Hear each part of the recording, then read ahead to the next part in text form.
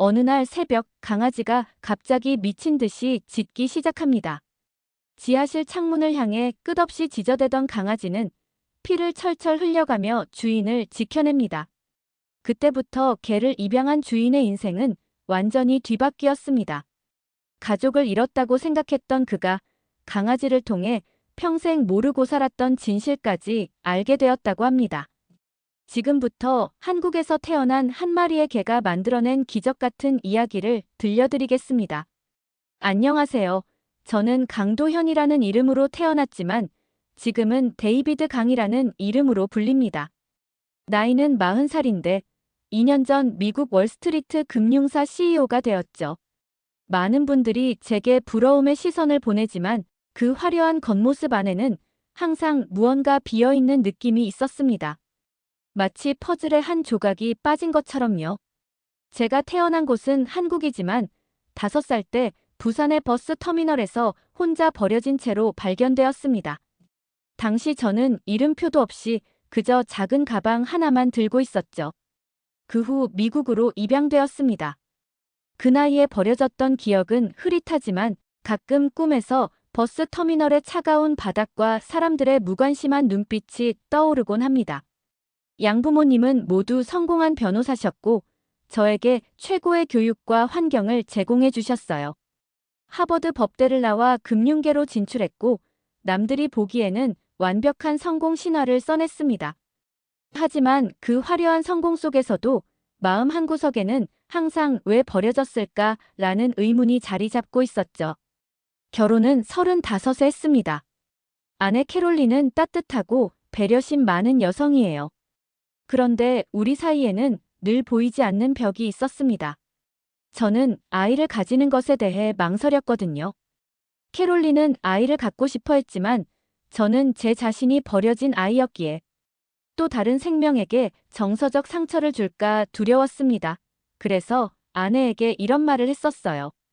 나는 내가 어떤 사람인지도 모르는데 어떻게 아버지가 될 수 있겠어? 그런데 작년 봄부터 삶이 변하기 시작했습니다. 양부모님이 교통사고로 갑작스럽게 세상을 떠나셨어요. 그렇게 유일한 가족이 떠나고 나니 마음속에 거대한 공허함이 생겼죠. 깊은 우울증이 저를 덮쳤습니다. 아침에 일어나는 것조차 힘겨웠고 밤에는 악몽에 시달렸어요. 5살 때 버려졌던 기억과 양부모님의 장례식 장면이 뒤섞여 나타났습니다. 평생 2번이나 가족을 잃은 셈이었죠. 회사에서는 무표정한 얼굴로 회의를 진행했지만 집에 돌아오면 그저 소파에 누워 천장만 바라보곤 했습니다. 식욕도 없었고 10kg이나 체중이 줄었어요.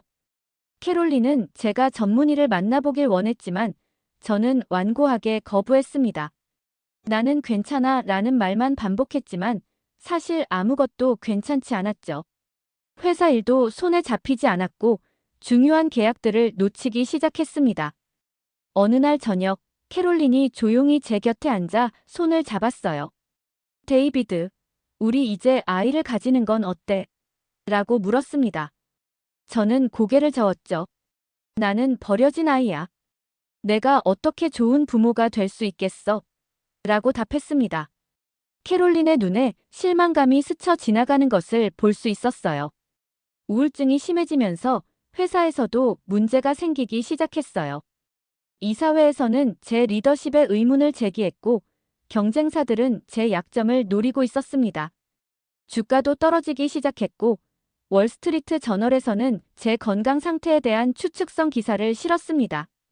캐롤린은 제게 휴가를 가자고 제안했지만 저는 일에 더 매달렸습니다. 그것이 제가 아는 유일한 도피처였으니까요. 그때 캐롤린이 새로운 제안을 했습니다. 데이비드, 우리 동네 유기견 보호소에서 봉사활동을 해보는 건 어때요? 강아지들이랑 시간을 보내면 기분이 나아질 수도 있어요. 처음에는 거절했지만 캐롤린의 끈질긴 설득에 결국 동의했습니다. 처음 보호소를 방문했을 때의 기억이 생생합니다. 소독약 냄새와 강아지들의 짖는 소리가 섞여 있었죠. 많은 강아지들이 저를 바라보고 있었어요.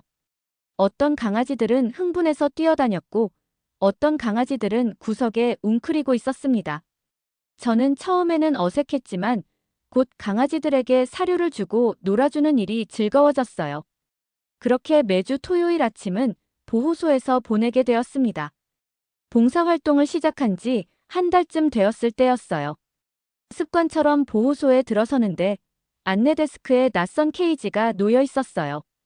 그 안에는 하얀 털에 날렵한 얼굴을 가진 중형견이 조용히 앉아 있었습니다. 다른 개들과는 달리 짖거나 흥분하지 않고 그저 깊은 눈빛으로 저를 바라보고 있었죠. 보호소 담당자 수잔이 저에게 다가와 이 아이는 어제 들어왔다고 한국개라고 말했습니다. 저는 무심코 지나치려 했지만 개의 눈빛이 자꾸 신경 쓰였어요. 마치 제 영혼을 들여다보는 듯한 그런 눈빛이었습니다.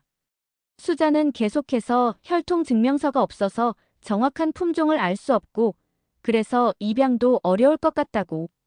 보통 사람들은 혈통 있는 순종견을 찾는다고 설명했습니다. 그 말을 듣는 순간 가슴 한구석이 묘하게 저렸습니다. 혈통이 명확하지 않다. 사람들이 원하지 않는다. 이 말들이 제 과거와 너무나 닮아 있었습니다. 그 개는 여전히 조용했지만 눈빛만은 강렬했죠.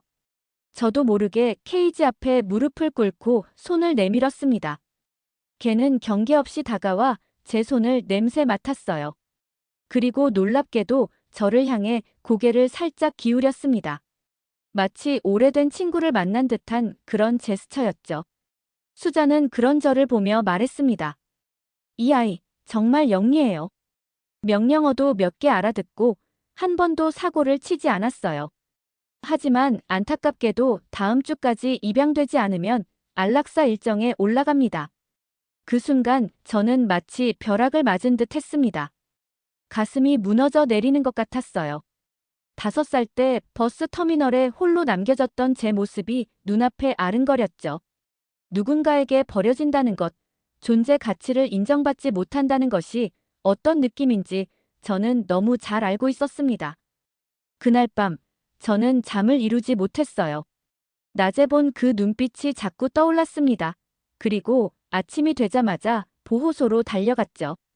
수잔은 제가 문을 열고 들어서자 놀란 눈빛을 보였습니다. 데이비드, 오늘은 봉사날이 아닌데요? 라고 말했어요. 저는 망설임 없이 그 한국개를 입양하고 싶습니다. 라고 말했습니다. 수잔은 기쁨과 놀라움이 섞인 표정으로 물었습니다. 정말요? 그런데 확실해요? 품종도 정확히 모르고 혈통서도 없는데요. 그때 저는 처음으로 제 입양 이야기를 누군가에게 했습니다. 저도 5살 때 버스 터미널에 버려진 아이였다고요. 저 역시 혈통을 모르는 사람이라 상관없어요. 말을 마치자 눈물이 흘렀습니다. 지난 40년간 한 번도 흘리지 않았던 눈물이었어요. 입양 서류를 작성하면서 이름을 무엇으로 할지 고민했습니다. 그리고 문득 어린 시절 양부모님이 저를 데려온 직후에 집에서 봤던 한국 드라마의 제목이 떠올랐어요. 백구라는 단어가 기억났습니다. 하얀 개라는 뜻이라고 했던 것 같아요. 저는 그 이름을 적었습니다. 백구. 제가 기억하는 몇 안 되는 한국어 중 하나였죠. 집으로 돌아오는 차 안에서 백구는 조용히 뒷좌석에 앉아 있었습니다. 거울로 그를 바라봤을 때 그의 눈빛이 변해 있었어요. 이제 그 눈에는 버려진 슬픔이 아닌 찾아진 안도감이 담겨 있었습니다. 백구가 우리 집에 온 지 한 달 정도 지났을 때였습니다. 저는 점점 백구의 특별함을 느끼고 있었어요. 아침이면 항상 제가 일어나기 전에 침대 옆에 앉아 저를 지키듯 기다렸고 제가 출근할 때면 현관문 앞에서 고개를 숙여 인사하는 듯한 모습도 보였습니다. 명령을 한 번만 가르쳐도 바로 습득했고 산책할 때도 목줄 없이 제 곁을 떠나지 않았죠. 어느 일요일 아침이었습니다. 저희 집 바로 옆에 사는 테일러 부부가 아침 일찍 초인종을 눌렀어요. 테일러 부인은 화가 난 얼굴로 대문 앞에 서 있었습니다. 데이비드, 당신이 데려온 개 때문에 얘기하러 왔어요. 라고 말했죠. 무슨 일이냐고 물었더니 테일러 부인은 당신네 잡종개가 우리 아이들과 놀게 두지 말아주세요 라고 말했습니다. 그들은 챔피언 혈통의 shepherd 2마리를 기르고 있었는데 백구가 담장 너머로 그 개들과 놀았다는 겁니다. 테일러 부인은 우리 아이들은 대회에 나가는 개들이에요. 당신네 혈통 없는 개랑 교배하게 할 생각은 추호도 없어요. 중성화 수술을 시키세요. 라며 노발대발했습니다. 저는 그저 미소를 지으며 알겠습니다. 신경 쓰겠습니다. 라고 대답했지만 속으로는 무척 기분이 나빴어요. 백구를 그게 잡종개라고 부르는 그 태도가 저를 그 아시아 아이라고 부르던 어린 시절의 기억과 겹쳐졌기 때문입니다. 한바탕 실랑이를 하고 난 뒤 백구를 데리고 산책하러 나왔습니다. 공원의 벤치에 앉아 커피를 마시고 있는데 옆집에 사는 로렌스 부부가 다가왔어요. 그들은 푸들 2마리를 데리고 있었는데 목줄은 고급 가죽이었고 개들의 털은 방금 미용을 마친 듯 정갈했습니다. 로렌스 부인이 제게 미소를 지으며 다가왔지만 그 미소가 백구에게 닿자 얼굴이 굳었어요. 로렌스 부인은 물었습니다. 데이비드, 그 강아지 어디서 구하셨나요? 저는 유기견 보호소에서 데려왔다고 솔직하게 대답했어요. 그러자 로렌스 부인의 얼굴에 노골적인 경멸이 드러났습니다. 혈통서도 없는 개를 이 동네에 데리고 다니시면 안 되죠. 우리 개들이 질병에 감염될 수도 있어요. 라고 말했습니다. 그 말을 듣는 순간 가슴 한구석이 무너져 내렸습니다. 백구가 아니라 제가 직접 모욕을 당한 것 같은 느낌이었어요. 아니, 어쩌면 정말로 제가 모욕을 당한 건지도 모릅니다. 혈통 없는 입양아로서의 제 정체성이 백구와 겹쳐 보였으니까요. 로렌스 부인의 말은 계속되었습니다. 이 동네에서는 모든 개가 중성화 수술을 하는 게 관례예요. 특히 혈통이 불분명한 개는 더욱 그래야 해요. 우리 아이들의 혈통이 섞이면 안 되니까요. 저는 화가 났지만 다시 한 번 더 참았습니다. 그저 미소를 지으며 고려해보겠습니다. 라고 대답했어요. 하지만 내심으로는 백구도 당신들의 개처럼 가치가 있다고 외치고 싶었습니다. 그런데 놀라운 일이 벌어졌어요. 백구가 로렌스 부부를 향해 낮은 울음소리를 냈습니다. 위협적인 소리는 아니었지만 분명한 경계의 신호였죠. 그리고는 제 발 앞으로 바싹 다가와 앉았습니다. 마치 저의 심중을 파악하고 저를 지키겠다는 듯한 자세였어요. 로렌스 부인은 살짝 놀라 자리를 떠났습니다. 저는 백구의 머리를 쓰다듬었습니다. 그의 눈빛은 여전히 차분했지만 어딘가 다른 빛이 있었어요. 집으로 돌아오는 길에 저는 깊은 생각에 잠겼습니다. 로렌스 부부의 말은 분명 불쾌했지만 그것보다 백구의 반응이 더 인상적이었어요. 주인의 목소리 높낮이를 파악하고 어떤 뜻인지 알고 따라 행동하는 것처럼 보였어요. 그날 이후로 백구는 산책할 때마다 주변을 경계하기 시작했습니다. 특히 로렌스 부부가 나타날 때면 더욱 그랬죠. 어느 날은 로렌스 씨가 저희 집 앞을 지나가다가 우편함을 유심히 살펴보는 모습을 백구가 발견하고 크게 짖어 그를 쫓아냈습니다. 그 후로 로렌스 부부는 저희 집 근처에 얼씬도 하지 않았어요. 점점 저는 백구가 단순한 반려동물이 아니라는 것을 느끼게 되었습니다. 그의 지혜와 충성심, 그리고 강한 보호 본능은 마치 오랜 역사를 지닌 특별한 품종의 특성 같았어요. 어느 날 저는 인터넷에서 진돗개라는 한국 토종개에 대해 찾아보게 되었습니다. 하얀 털, 날카로운 귀, 깊은 눈빛, 모든 특징이 백구와 일치했어요. 그리고 진돗개의 가장 큰 특징이 주인에 대한 절대적인 충성심이라는 사실도 알게 되었습니다. 그로부터 몇 주가 지난 어느 새벽이었습니다. 시계는 새벽 3시를 가리키고 있었어요. 깊은 잠에 빠져있던 저는 갑자기 백구의 크고 날카로운 짖음소리에 잠에서 깼습니다. 처음에는 잠결에 무슨 소리인가 싶었지만 백구가 계속해서 짖으며 저를 깨우려 하는 것을 느꼈어요. 잠옷 차림으로 일어나 보니 백구는 침실문 앞에서 꼬리를 흔들지 않고 귀를 쫑긋 세운 채 계속 짖고 있었습니다. 정말 이상했어요. 백구는 평소에 함부로 짖지 않는 개였거든요. 무슨 일이 있다는 것을 직감적으로 알았습니다.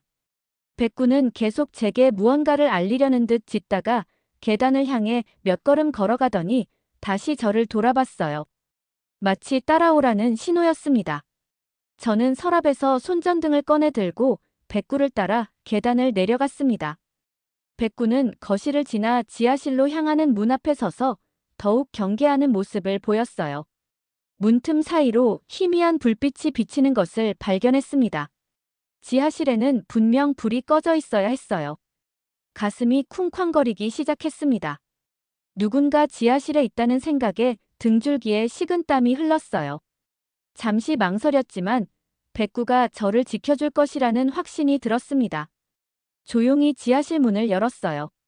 계단을 조심스럽게 내려가는데 지하실 창고 쪽에서 무언가 움직이는 소리가 들렸습니다. 소리를 따라가 보니 검은 복면을 쓴 괴한 한 명이 지하실을 이리저리 뒤지고 있었어요. 괴한은 저를 보고 놀라 잠시 얼어붙었습니다. 저는 누구야라고 외쳤습니다. 하지만 그 순간 괴한은 곧 제게 달려들었어요. 순간적으로 발길질을 해 괴한을 뿌리쳤지만 그가 허리춤에서 무언가를 꺼내려는 것을 보았습니다. 무기일지도 모른다는 생각에 1층에 있는 제 권총을 가지러 가려고 몸을 돌렸어요. 그때였습니다. 옆에 있던 백구가 번개처럼 괴한에게 달려들었습니다. 저보다 먼저 위험을 감지하고 행동한 거죠. 백구는 괴한의 팔을 물어 무기를 꺼내지 못하게 했어요. 괴한은 백구를 뿌리치려고 주먹으로 백구를 내리쳤지만 백구는 물러서지 않았습니다. 저는 급히 1층으로 올라가 금고에서 권총을 꺼냈습니다. 실탄이 아닌 공포탄이 장전된 총이었어요. 다시 지하실로 내려가 천장을 향해 한 발을 발사했습니다. 굉음과 함께 괴한은 백구를 밀쳐내고 창문을 통해 황급히 도망쳤어요. 모든 일이 너무 빨리 지나갔습니다. 진정이 되자 백구를 살펴보니 괴한의 주먹에 맞아 여기저기 멍이 들고 머리에는 작은 상처가 나 피가 흐르고 있었어요. 하지만 백구는 자신의 상처는 아랑곳하지 않고 저에게 다가와 제 손을 핥기 시작했습니다. 마치 당신은 괜찮냐고 묻는 것 같았어요. 그 순간 저는 참을 수 없는 감정이 북받쳐 올라 백구를 꼭 안고 오열했습니다. 고마워, 백구야. 정말 고마워, 라고 계속 중얼거렸어요. 백구의 희생적이고 무조건적인 충성심에 가슴이 아팠습니다. 제게는 그 어떤 가족보다도 더 가족 같은 존재가 되어 있었어요. 다음 날 아침, 경찰이 저희 동네에 들이닥쳤습니다. 알고 보니 그날 밤 저희 동네 15곳에서 도둑이 들었다고 해요. 고급 주택가라 귀중품이 많았을 테니 범인들에게는 쉬운 표적이었겠죠. 하지만 저희 집만이 백구 덕분에 피해를 면했습니다. 이 소식은 금세 지역 뉴스에 보도되었어요. 영웅견 백구, 주인과 재산을 구하다라는 제목으로 말이죠. 기자들이 저희 집 앞에 몰려와 백구와 저를 인터뷰하고 싶어 했습니다. 모두들 백구가 어떤 훈련을 받았는지, 어떤 품종인지 궁금해했어요. 도둑 사건 이후 저는 백구에 대해 정확히 알고 싶어졌습니다. 지역 뉴스에서도 백구의 품종에 대해 관심을 가졌고 일부 기자는 혈통도 모르는 잡종개가 어떻게 그런 용맹함을 보일 수 있었는지 의문을 제기했어요. 그 말이 계속 머릿속에 맴돌았습니다. 그래서 애완동물 유전자 검사 서비스를 받기로 했습니다.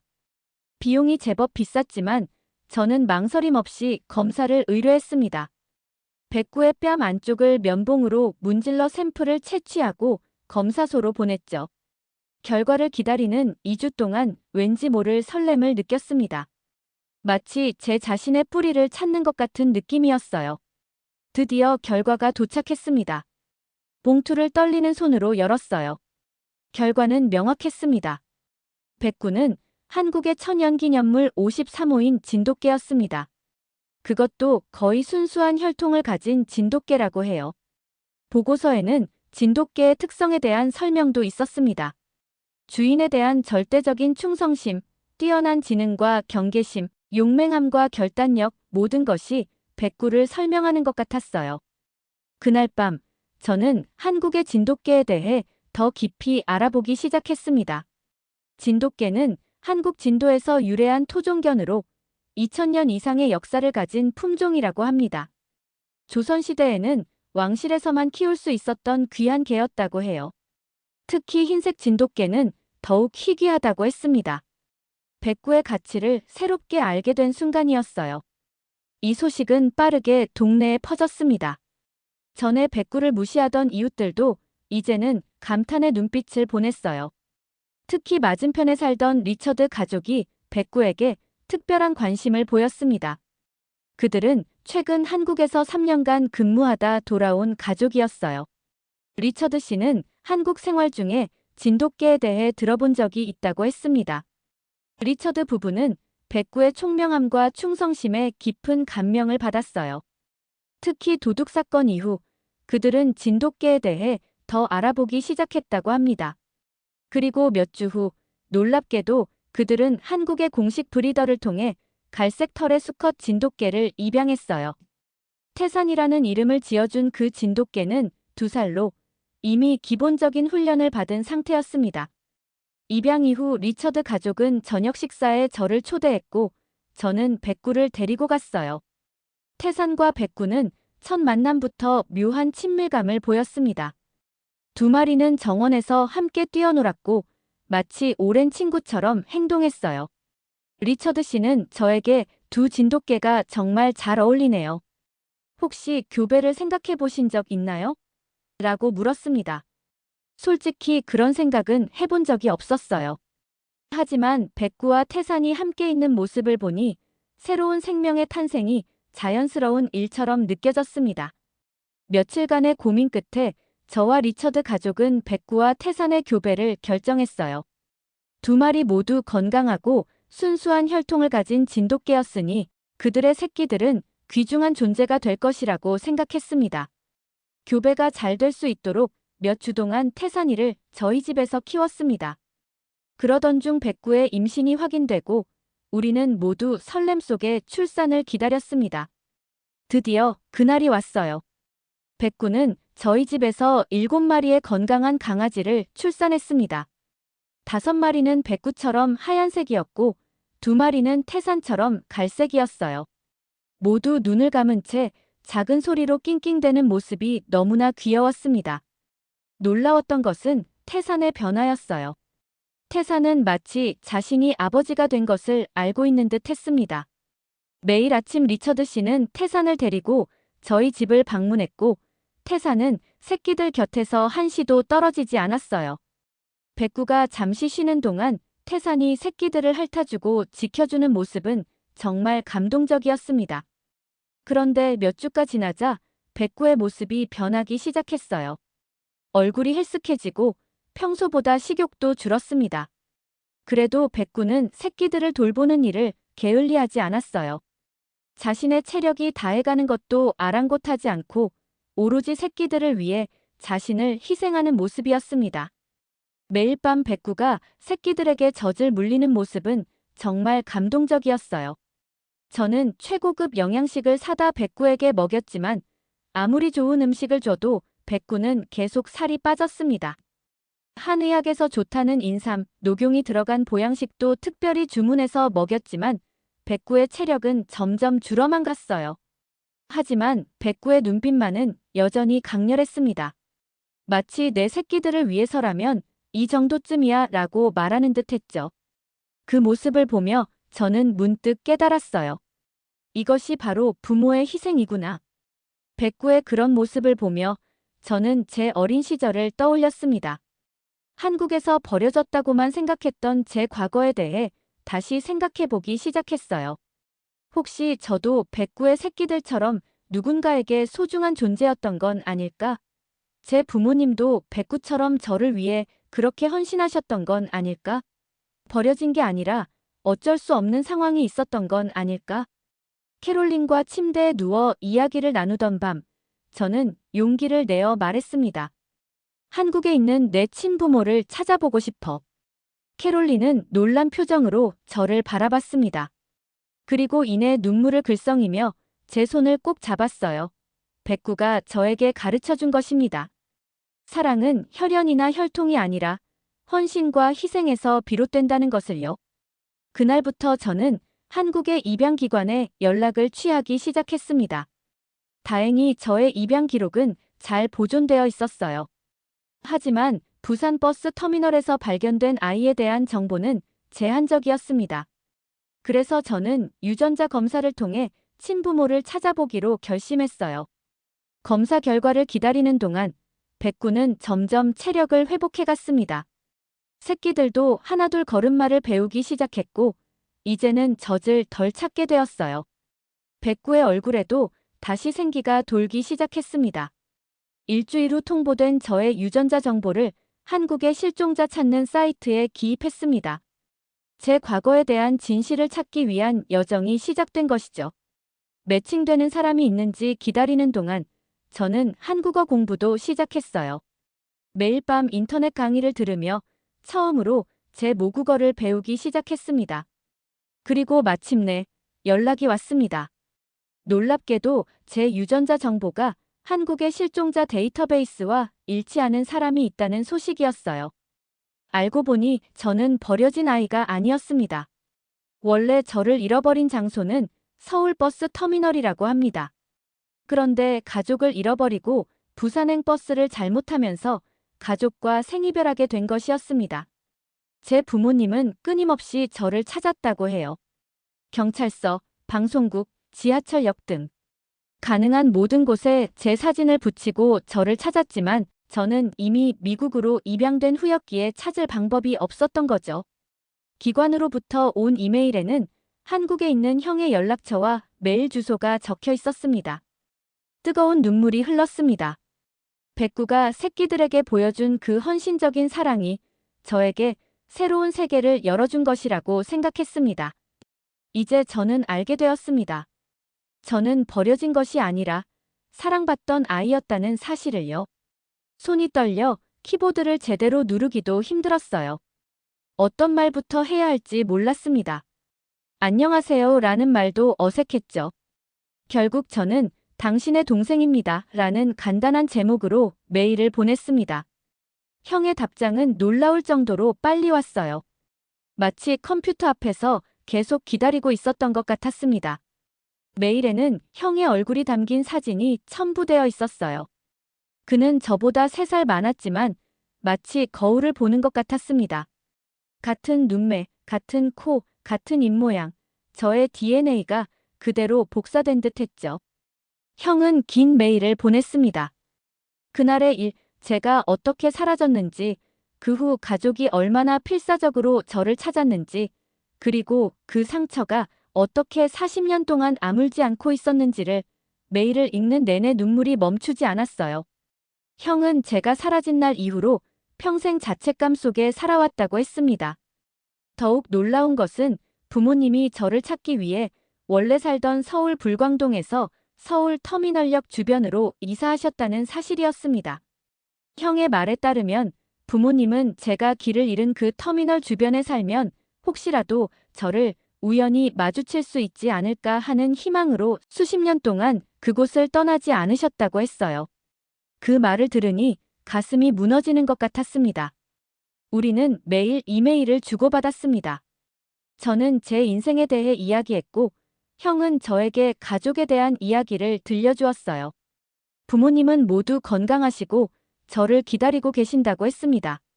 몇 주 후 저는 한국행 비행기 티켓을 예약했어요. 캐롤린도 함께 가기로 했죠. 그녀는 제 여정을 처음부터 지지해 주었습니다. 비행기에서 내려 인천공항에 도착했을 때 가슴이 터질 것 같았어요. 입국장을 나서자 인파 속에서 한 남자가 도현아라고 외치는 소리가 들렸습니다. 눈을 들어 바라보니 메일에서 봤던 그 얼굴이 서 있었어요. 형이었습니다. 우리는 말없이 서로를 끌어안았습니다. 그의 어깨가 떨리는 것이 느껴졌어요. 저도 더 이상 감정을 참을 수 없었습니다. 형은 저와 캐롤린을 부모님이 계신 서울로 안내했습니다. 고속도로를 달리는 내내 형은 창밖을 보며 한국의 아름다운 산과 들에 대해 설명해 주었어요. 이따금 뒤를 돌아보며 아직도 꿈을 꾸는 것 같다고 말했습니다. 저 역시 그랬어요. 이 모든 것이 꿈처럼 느껴졌습니다. 서울의 터미널역 근처 아파트 앞에 도착했을 때 입구에는 흰 머리의 노부부가 서 계셨어요. 차에서 내리자마자 저는 알았습니다. 저의 부모님이었어요. 40년이 지났지만 어머니의 따뜻한 눈빛과 아버지의 단단한 그러나 부드러운 표정은 본능적으로 알아볼 수 있었습니다. 어머니는 떨리는 손으로 제 얼굴을 만지셨어요. 한국말은 이해할 수 없었지만 그 의미는 가슴으로 알 수 있었어요. 형이 통역을 해주었지만 사실 말은 필요 없었습니다. 저는 그저 고개를 끄덕이며 어머니를 안았습니다. 집 안으로 들어가자 벽에는 제 어린 시절 사진이 가득했어요. 그리고 놀랍게도 제가 사라진 나이 그대로의 모습을 한 인형이 제 침대에 놓여 있었습니다.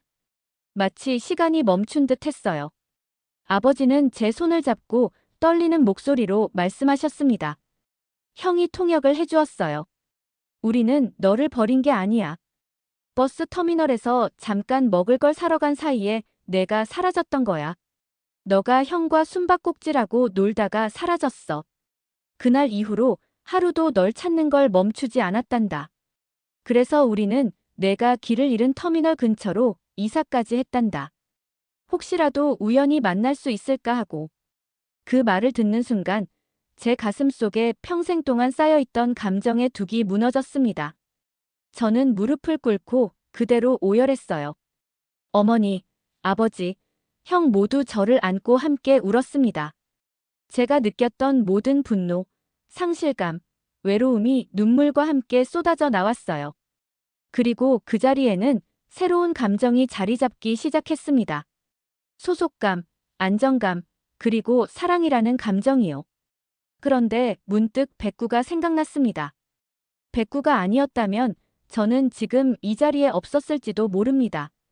백구를 통해 배운 무조건적인 사랑과 충성심이 제 마음의 벽을 허물어 주었어요.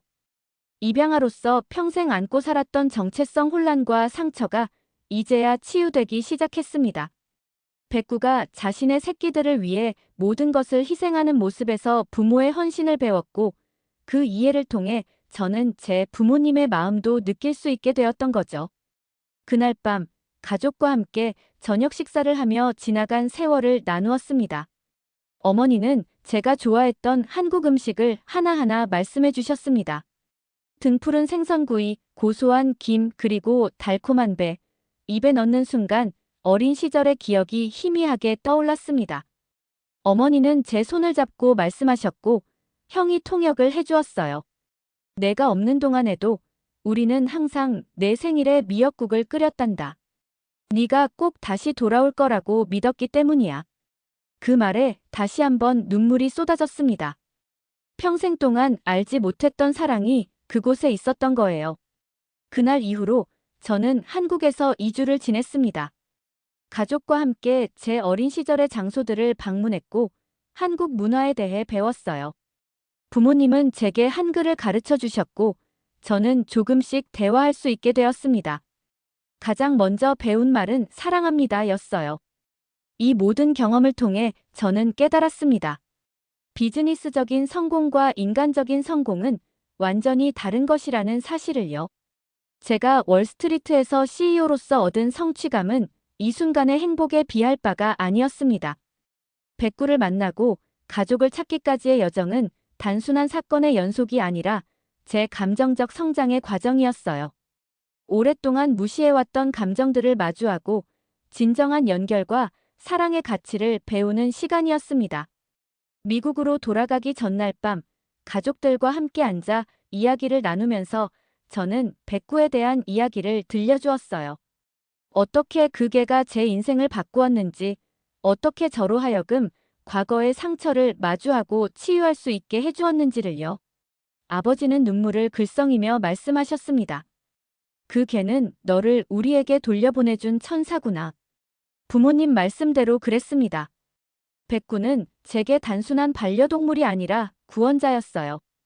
그의 무조건적인 충성심과 사랑은 제가 평생 동안 쌓아온 벽을 무너뜨리고 진정한 가족의 의미를 깨닫게 해주었습니다.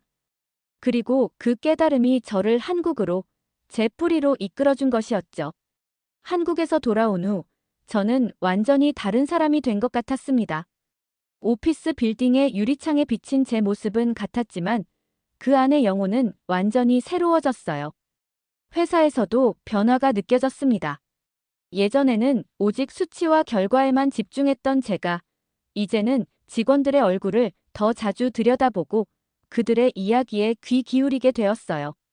어느 날 저녁 캐롤린과 함께 소파에 앉아 이야기를 하다 문득 제 입에서 이런 말이 나왔습니다. 우리 아이를 가지자. 캐롤린의 눈이 커졌어요. 오랫동안 아이에 대한 이야기를 꺼내지 않았으니까요. 하지만 저는 확신에 찬 목소리로 말했습니다. 이제 준비가 된 것 같아. 백구가 새끼들을 돌보는 모습을 보면서 깨달았어. 부모가 된다는 건 완벽한 사람이 되는 게 아니라 완벽하지 않더라도 노력하는 것이라는 걸. 캐롤린은 눈물을 흘리며 제 손을 꼭 잡았어요. 그날부터 우리는 아이를 갖기 위해 노력했어요. 몇 개월 후 기다리던 소식이 찾아왔어요. 아내의 임신 테스트기에 두 줄이 선명하게 나타났습니다. 그 순간의 기쁨은 말로 표현할 수 없었어요. 우리는 서로를 껴안고 뛰어다녔고 백구도 우리의 기쁨을 느꼈는지 함께 짖으며 즐거워했습니다. 신기했던 것은 백구의 변화였어요. 아내의 배가 불러오기 시작한 후부터 백구는 캐롤린 곁을 한시도 떠나지 않았습니다. 특히 캐롤린이 소파에 앉으면 바로 옆에 앉아 그녀의 배를 지키듯 바라보곤 했어요. 아내의 배에 기대어서 백구는 종종 귀를 기울여 태동을 듣는 듯한 모습을 보였습니다. 아이가 뱃속에서 움직일 때면 백구도 그것을 감지하고 캐롤린의 배에 부드럽게 코를 대고 마치 인사를 나누는 것 같았어요. 때로는 배를 핥기도 했습니다. 아이를 맞이하기 위해 저는 한국어 공부를 열심히 했습니다. 그래서 집에서는 이제 한국어가 자연스럽게 오갔습니다. 서재 한쪽에는 한국에서 가져온 책들이 늘어났고 부엌에서는 종종 김치찌개 냄새가 풍겼습니다. 아내도 한국어 수업을 듣기 시작했어요. 태어날 아이는 아들인데 아들이 할아버지, 할머니와 대화할 수 있지 않을까 기대가 됐습니다. 아들이 태어난 날 저는 그에게 한국 이름을 지어주었습니다. 민준이라는 이름이었어요. 아이를 안고 병원 창가에 섰을 때 문득 제 인생의 여정이 떠올랐습니다. 버려졌다고 생각했던 과거, 월스트리트에서의 성공, 백구와의 만남, 한국 가족과의 재회, 그리고 이제 제 품에 안긴 새 생명까지. 모든 것이 하나의 원을 그리며 연결되어 있었어요. 이제는 제가 어디에서 왔는지, 한국인으로서의 정체성이 무엇인지 자랑스럽게 여기게 되었습니다. 백구는 그저 개가 아니라 제 인생을 완전히 바꿔놓은 최고의 반려자였습니다. 인생이란 참 신비로운 것이고 때로는 우리가 가장 예상치 못한 곳에서 가장 예상치 못한 방식으로 삶의 의미를 찾게 된다는 것이라고 생각했습니다. 어릴 적 저는 한국에서 버려진 아이라고 생각했습니다. 하지만 백구가 저에게 가르쳐준 것은 저는 버려진 게 아니라 다시 찾아야 할 존재였다는 것이었습니다. 네, 이렇게 모든 사연을 들어봤습니다. 사연자분께는 진돗개인 백구는 사연자분의 잃어버린 가족까지 찾아준 은인이었네요. 여러분도 혹시 인생을 바꿔준 특별한 존재가 있나요? 있다면 댓글로 이야기 나눠보면 어떨까요? 이 감동적인 이야기가 마음에 와닿았다면 구독과 좋아요 잊지 마시고요. 끝까지 시청해주셔서 감사합니다. 다음 이야기에서 또 만나요. 지금까지 감동의 대한민국이었습니다.